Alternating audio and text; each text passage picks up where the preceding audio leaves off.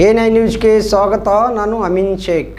ಬೆಳಗಾವಿ ಜಿಲ್ಲೆ ಹುಕ್ಕೇರಿ ತಾಲೂಕಿನ ಹಿಡಕಲ್ ಡ್ಯಾಂ ಶಿವಾಲಯ ಮಂದಿರದಲ್ಲಿ ದಿನಾಂಕ 11/6/2026ರಂದು ಹುಕ್ಕೇರಿ ತಾಲೂಕು ಘಟಕ, ಕರ್ನಾಟಕ ರಾಜ್ಯ ಪತ್ರಕರ್ತರ ಸಂಘ ಹಾಗೂ ಮಕ್ಕಳ ಸಾಹಿತ್ಯ ಪರಿಷತ್ ಮತ್ತು ವಚನ ಸಾಹಿತ್ಯ ಪರಿಷತ್ ಹುಕ್ಕೇರಿ ಹಾಗೂ ಶಿಕ್ಷಕರ ಬಳಗ ಹಿಡಕಲ್ ಡ್ಯಾಂ ಹಾಗೂ ರಕ್ಷಣಾ ವೇದಿಕೆ ಮಹಿಳಾ ಘಟಕ ಹಾಗೂ ಹಿಡಕಲ್ ಡ್ಯಾಂ ಡಿಜಿಟಲ್ ಗ್ರೂಪ್ ಪರವಾಗಿ ಹಾಗೂ ಸಾರ್ವಜನಿಕರ ಆಶ್ರಯದಲ್ಲಿ ದಿನಾಂಕ 9/6/2026ರಂದು ನಿಧನರಾದ ಹಿಡಕಲ್ ಡ್ಯಾಂ ಪತ್ರಕರ್ತರೂ ಆದ ರಮೇಶ್ ನಾಯ್ಕ್ ಅವರಿಗೆ ನುಡಿ ನಮನ ಸಲ್ಲಿಸಿ ಭಾವಪೂರ್ಣ ಶ್ರದ್ಧಾಂಜಲಿಯನ್ನು ಸಲ್ಲಿಸಲಾಯಿತು.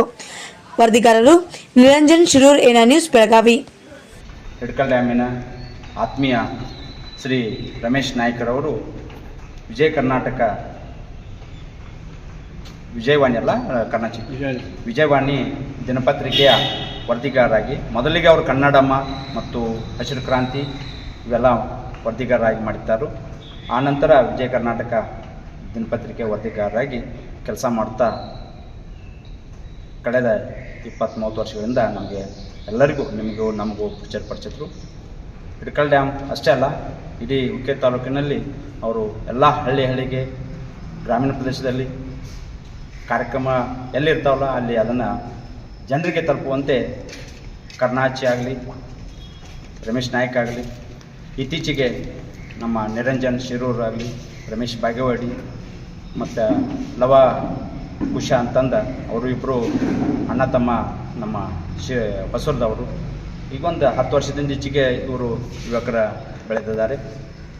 ಮೊದಲಿಗೆ ಇವರಿಬ್ಬರು ಮಾತ್ರ ನಮ್ಮ ಹಿಡಕಲ್ ಡ್ಯಾಮ್ನಲ್ಲಿ ಸುತ್ತಮುತ್ತ ಹಳ್ಳಿಗಳಲ್ಲಿ ಸಾಕಷ್ಟು ಸಂಘ ಸಂಸ್ಥೆಗಳನ್ನು, ಶಿಕ್ಷಣ ಸಂಸ್ಥೆಗಳನ್ನು ಮತ್ತು ಸಾಮಾಜಿಕ, ಧಾರ್ಮಿಕ, ಆಧ್ಯಾತ್ಮಿಕ, ಸಾಂಸ್ಕೃತಿಕ, ಕ್ರೀಡೆ ಹೀಗೆ ಎಲ್ಲ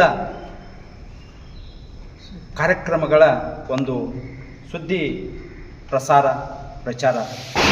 ಮಾಡುತ್ತಾ ಇಲ್ಲಿವರೆಗೆ ಬಂದಿದ್ದರು.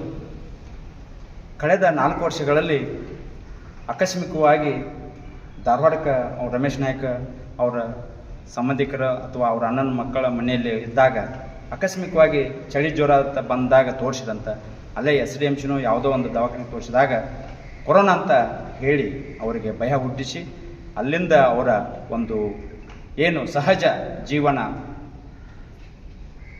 ಕಂಡು ಬರಲಿಲ್ಲ. ಯಾಕೆಂದರೆ ಅಲ್ಲಿ ಅವರಿಗೆ ಭಾಳಷ್ಟು ಮಾನಸಿಕ ನೋವಾಯಿತು. ಆ ನೋವಿನಿಂದ ಒಂದು 2-3-4-5 ತಿಂಗಳು ಅಲ್ಲೇ ದವಾಖಾನೆಯಲ್ಲಿ ಬಳಲಿ ಬೆಂಡಾಗಿ ಆಮೇಲೆ ಒಂದು ಸ್ವಲ್ಪ ಆರಾಮಾದಾಗ ಅವರು ಹಾಸಿಗೆಯನ್ನು ಹಿಡಿದರು. ಆ ಒಂದು ಪರಿಣಾಮ ಬಹಳಷ್ಟು ಅವರಿಗೆ ಆಘಾತ ಆಯಿತು. ಇವತ್ತಿನ ದಿವಸ ಅವರು ಇಲ್ಲ ಹಂಚ್ಕೊಳ್ಳಲಿಕ್ಕೆ ಅವರ ಒಂದು ಮರಣಾನಂತರ ಒಂದು ಶ್ರದ್ಧಾಂಜಲಿ ಅರ್ಪಣೆ ಮಾಡಲಿಕ್ಕೆ ನಾವೆಲ್ಲರೂ ಸಿಗ್ತೀವಿ. ಆ ನಿಟ್ಟಿನಲ್ಲಿ ಇವತ್ತಿನ ದಿವಸ ಹಿರಿಯರಾದಂಥ ನಮ್ಮ ಶಿರೂರ್ ಸರ್ ಅವರು